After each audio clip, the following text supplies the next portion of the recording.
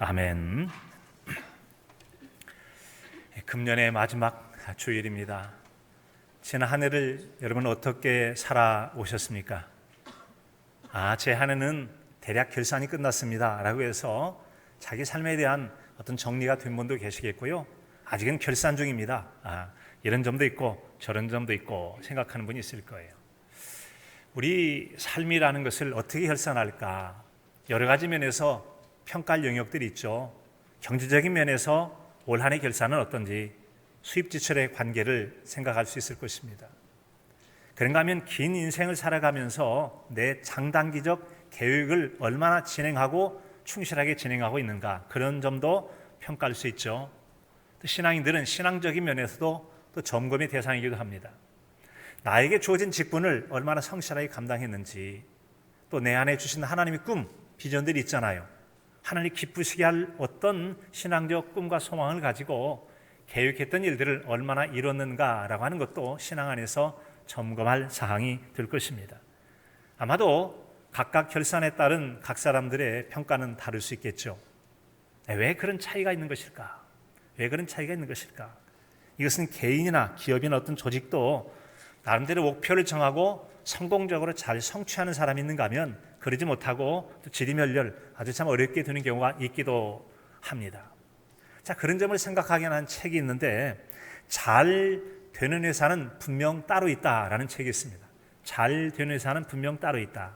2003년도에 나오니까 좀 오래된 책이긴 합니다만, 그 책에는 약 60가지 정도의 소주제를 가지고 이런 회사는 잘 될 수밖에 없다, 이런 회사는 아무리 발벗고 뛰어도 안 되고 망할 수밖에 없다라고 이제 그런 내용을 적고 있어요.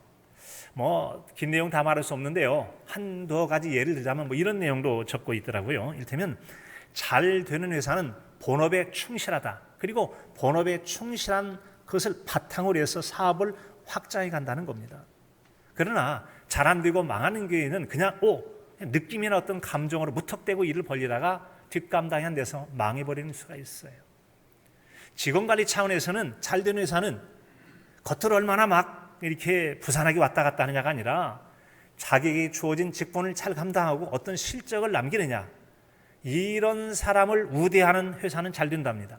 그러나 실제적으로 어떤 실적을 남기지 않으면서 이 사람 저 사람 여기저기 얼굴 내밀고 얼굴만 나타내면서 그런 사람이 인간관계만 잘 맺고 좋은 평가를 받으면 열심히 일하고 실질적 도움은 됐지만 좋은 평가를 못 받는 사람이 기운이 떨어지게 되니까 점점점 그런 회사는 안 될 수밖에 없다. 이제 그런 내용도 담겨 있어요.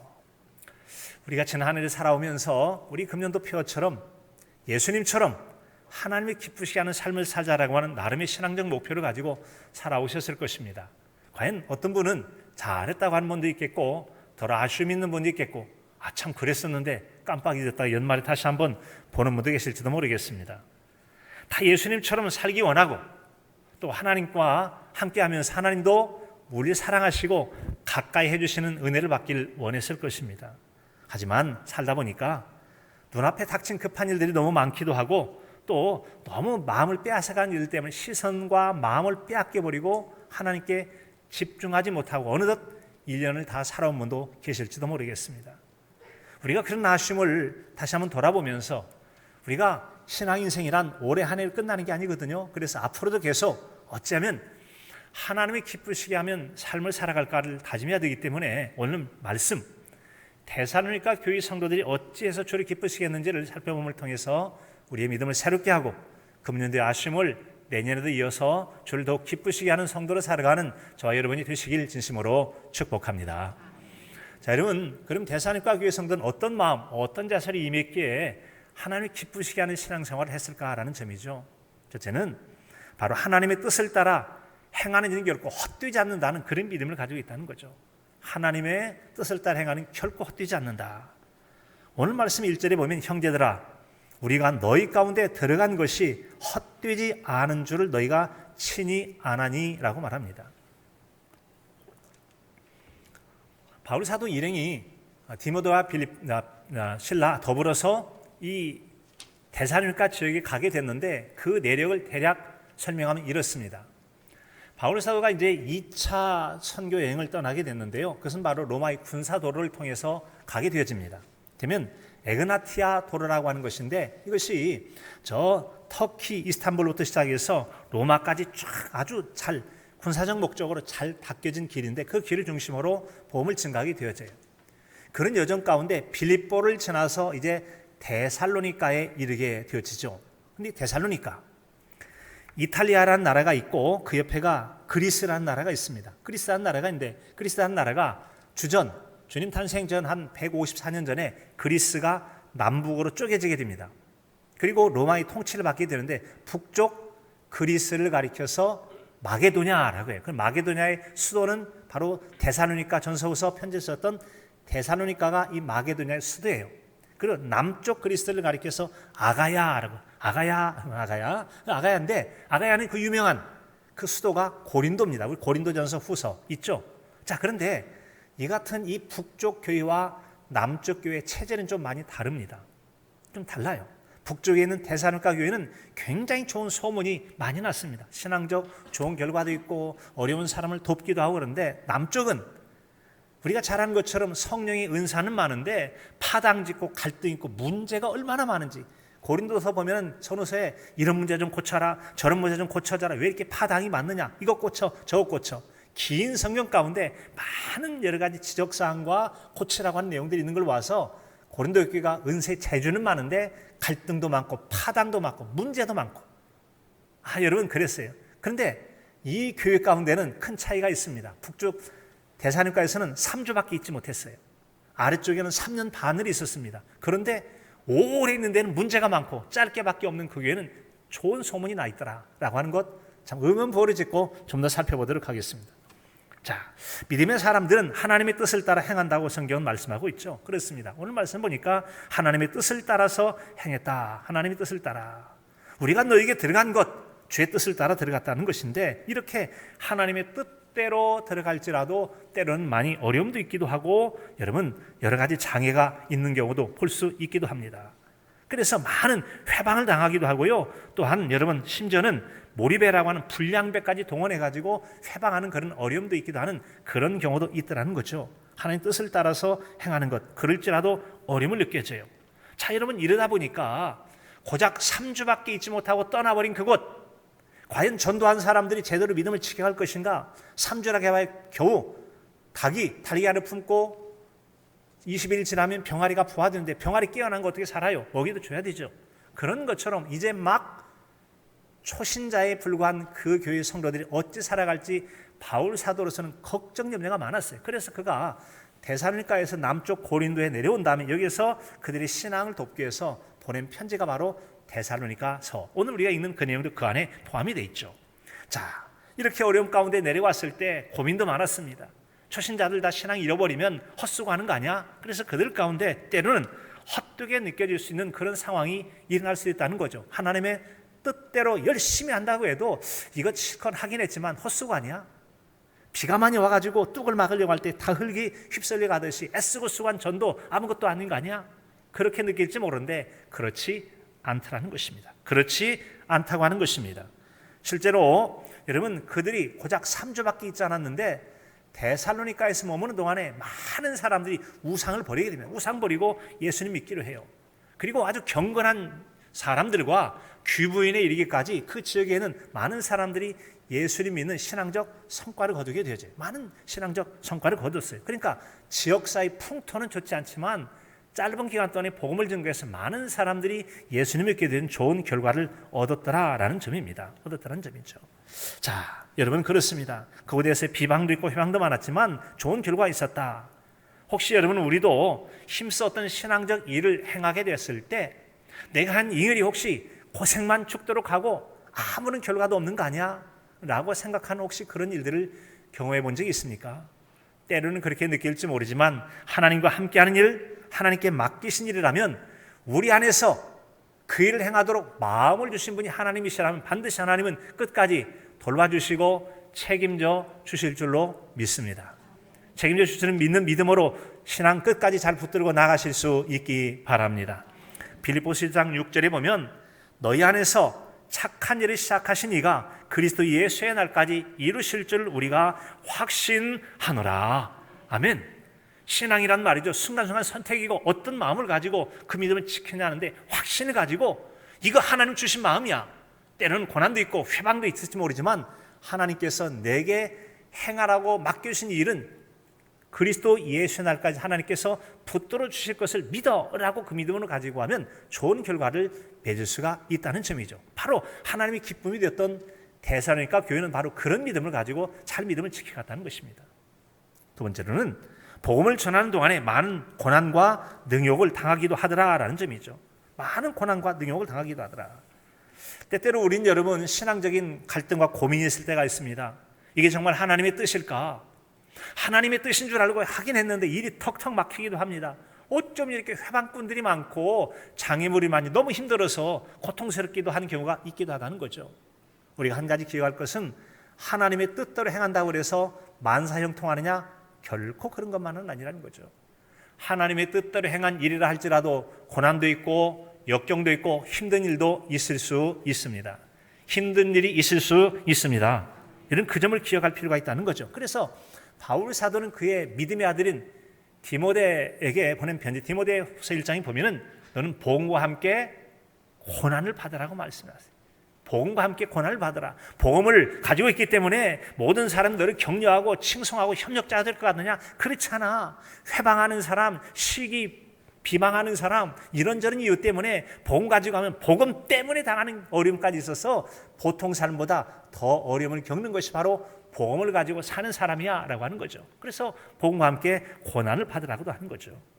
오늘 말씀에도 2절에 보면 너희가 아는 바와 같이 우리가 먼저 빌립보에서 고난과 능욕을 당하였으나 우리 하나님을 힘입어 많은 싸움 중에 하나님의 복음을 너희에게 전하였노라 라고 말하고 있습니다. 힘써 복음을 증거했다. 이처럼 하나님 복음을 증거하는 일 가운데도 많은 고난과 핍박이 있었는데 이런 일들이 하루 이틀이 아니었다는 점이죠. 그들이 복음을 증거할 때 저 빌립보라고 하는 지역에서 복음을 증거했어요. 빌립보에서 복음을 증거할 때 핍박이 있어서 내려가고 하다가 데살로니가까지 왔어요. 데살로니가 왔더니 더 심하네, 더 심해. 얼마나 여러분 핍박이 많이 있는지, 특별히 하나님이라 할지라도 많은 어려움을 겪을 수 있다는 점이죠. 그들이 빌립보 지역에 데살로니가 지역에 내려갔을 때 주로 유대인의 회당이나 그는 개인적으로 집을 제공했던 야손의 집이라고 하는 집에서 복음을 증거하기도 했습니다. 그런데 이 여러분 핍박이라는 게 누구한테 오는 줄 아십니까? 대개 다 같은 동족에 의해서 핍박을 줍니다.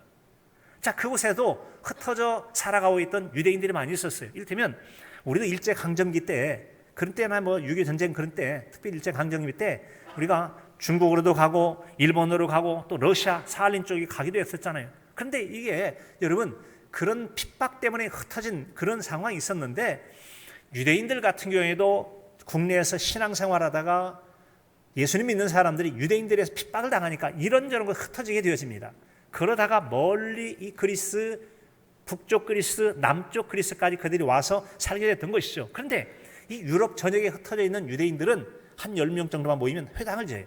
그래서 신앙생활하는데 그것 중심에서 복음을 증거할 때 유대인들이 그렇게 쫓아다니면서 회방을 하게 되어지는 겁니다.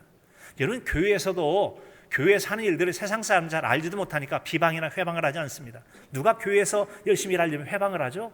교회 안에서 잘못 이해하고 잘못 생각을 가진 사람이 신앙생활이 열심히 하면 더 회방하고 핍박해서 하나님 일을 가로막는 일이 많이 있잖아요. 그런 것처럼 참된 예수 그리스도의 십자가의 구원의 복음을 몰랐던 유대인들이 바울 사도 일행이 복음을 증거하려면 족족 뒤따라가면서 그렇게 핍박을 하는 거예요.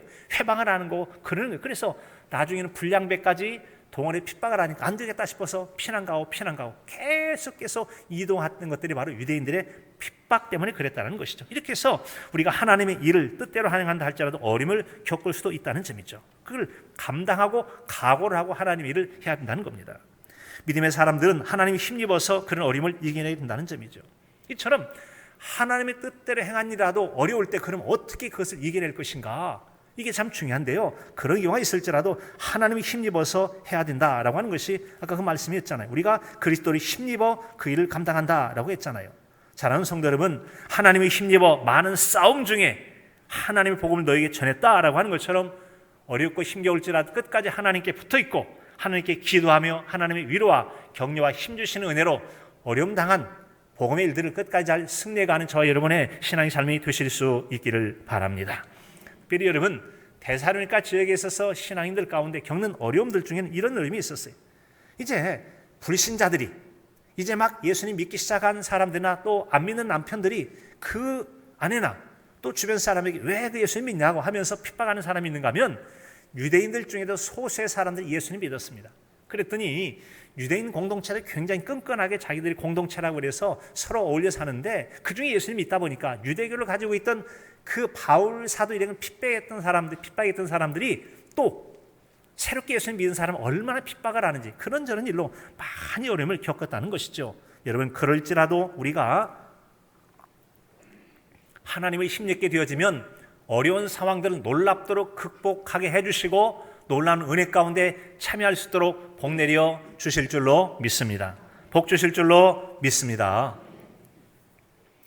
성경에 보면은 고넬료라고 하는 사람이 나옵니다. 고넬료라고 하는 사람이 나와요.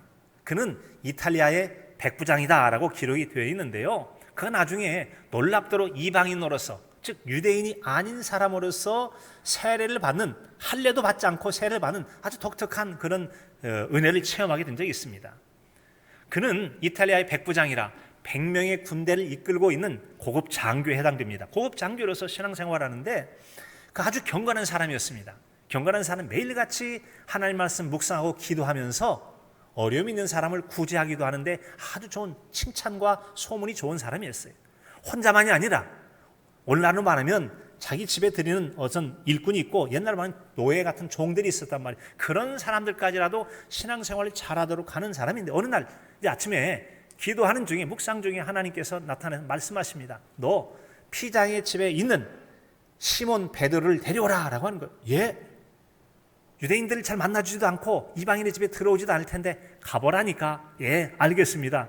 명령에 순종해 사람을 보내서 피장의 집, 즉 가죽을 수공해서 뭘 만드는 피장의 집인 그곳에 베드로가 머문 것을 알아서 찾아갑니다. 그리고 데려오려고 해요. 그런데 여러분, 바울 사도도 유대인이잖아요. 베드로 사도도 유대인이잖아요. 이방인의 집에 안 들어갑니다. 그런데 그가 어떻게 가능했느냐? 바로 하나님께서 고넬료에게 은혜를 주실 그쯤에 베드로 사도가 기도하던 중에 제9시에, 그러니까 우리말로는 오후 3시예요. 오후 3시에 기도할 쯤에 환상을 보게 되어집니다. 하늘에서 보자기가 쫙 내려와요. 보자기를 풀러보니까 아주 부정한 짐승이 있는 거예요. 잡아먹어라. 하나님 그런 말씀 하지 마세요. 잡아먹으라니까. 저 안 먹는다는 말씀이에요. 제가 지금까지 모세율법에 있는 것들을 잘 지켜왔습니다. 그래서 신앙인으로서 해서는 안 될 일이라면 제가 입에 대지도 않고 행동하지 않는데 그걸 잡아먹으라고요. 잡아먹으라면 잡아먹어. 3번째까지 하나님께 말씀하셔서 알겠습니다. 잡아먹겠습니다. 이런 환상을 보게 돼요. 바로 그 환상, 기도와 환상 중에 있을 때 밖에서 똑똑똑 문을 두드리죠. 여기 베드로 선생님 계십니까?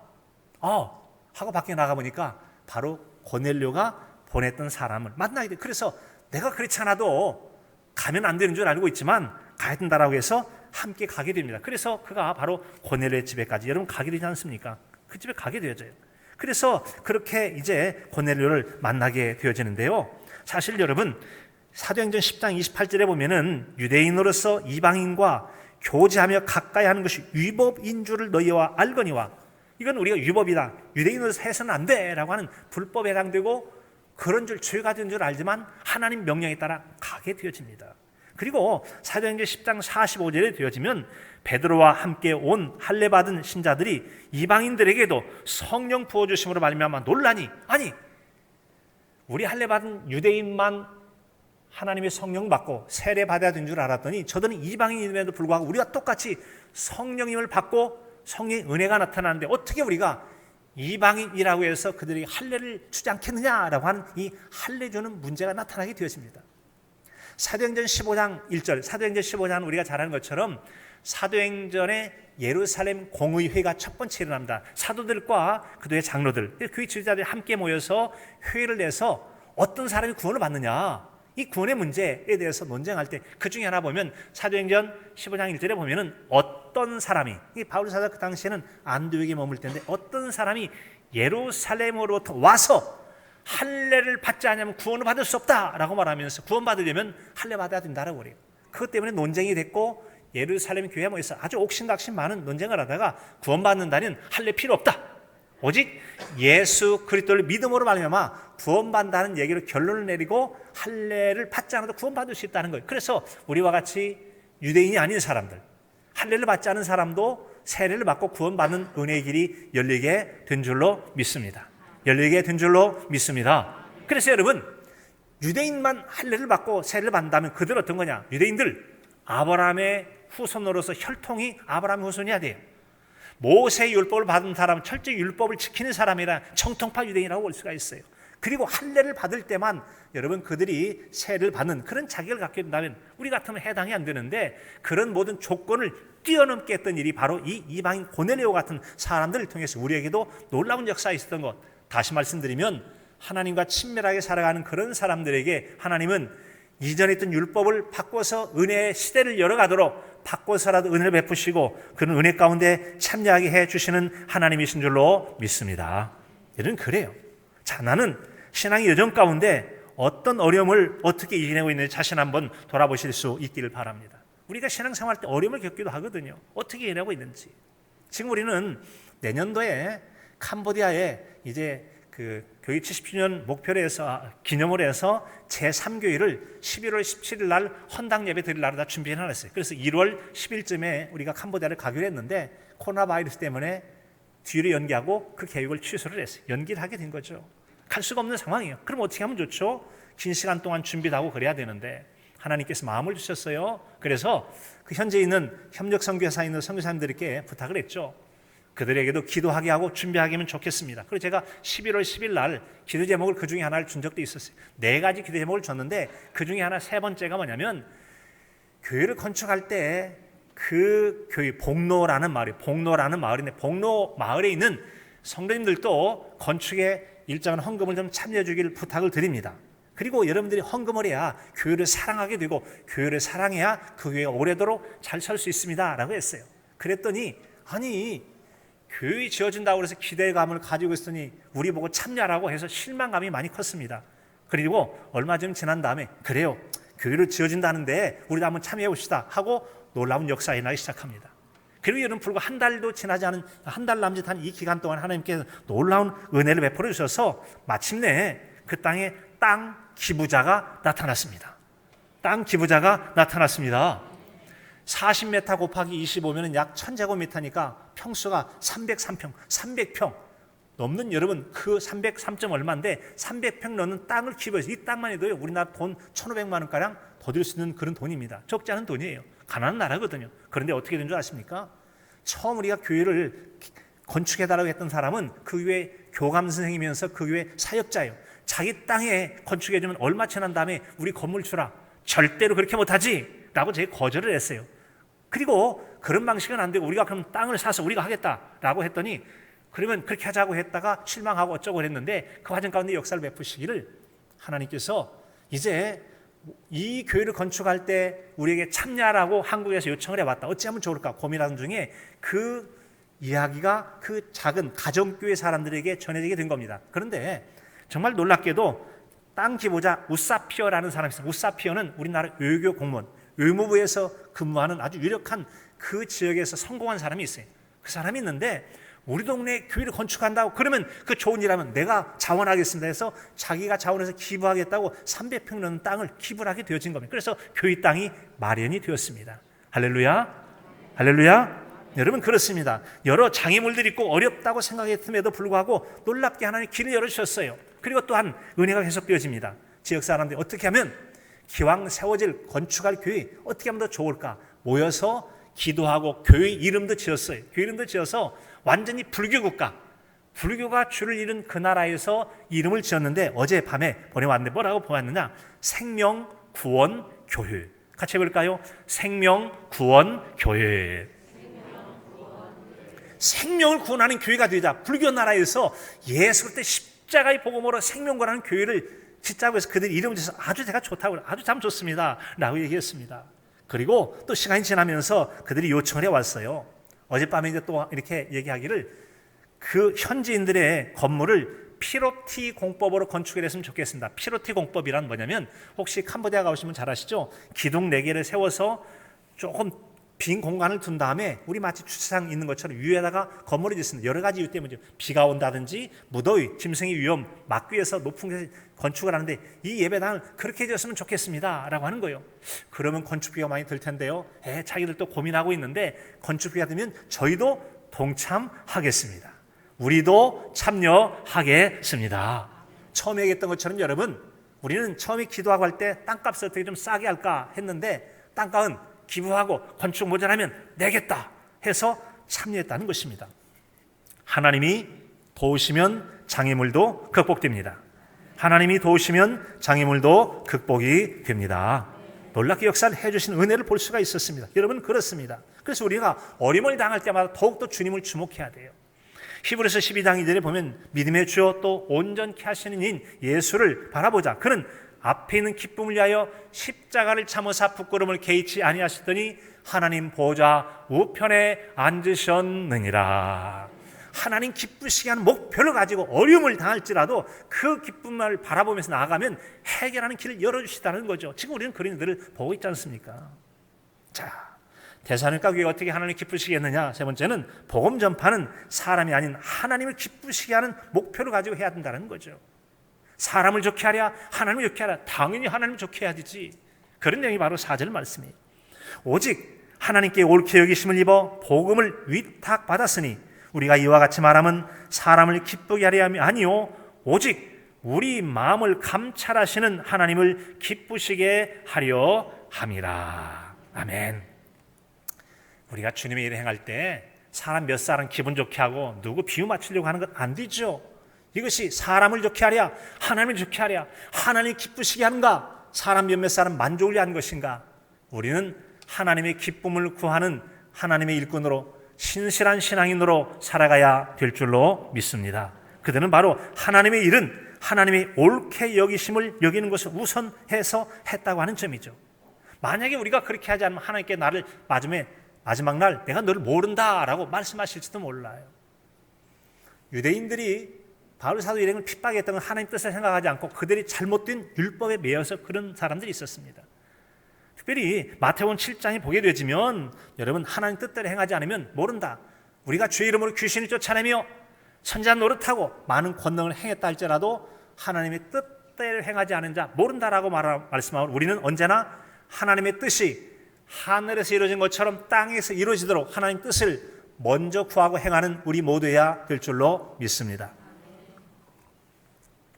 우리가 그런 일을 행해야 된다는 것이죠. 그래서 이제 로마서 10장 2절에도 보면은 내가 증언하노니 그들이 하나님께 열심히 있으나 올바른 지식을 따른 것이 아니요 하나님의 의의를 모르고 자기 의의를 세우려고 힘써 하나님의 의에 복종하지 아니하였느니라. 열심을 내긴 내고 열심을 내는 하나님의 뜻을 따르지도 않아요. 하나님의 의의를 따르는 게 아니라 자기 열심, 자기를 과시하려고 열심히 하는 사람이 있다. 하나님께 도움도 되지 않고 회방만 낸다. 이런 점들이 각별히 조심해야 된다는 점이죠. 조심해야 될 내용이라는 것입니다. 우리가 어떤 일을 할지라도 하나님 기쁘시게 하는 일이 되어야 할 것입니다. 내 기쁨, 내 만족으로 끝나면 안 되고 이것이 하나님께 기쁨이 되겠느냐를 생각해야 된다는 점이죠.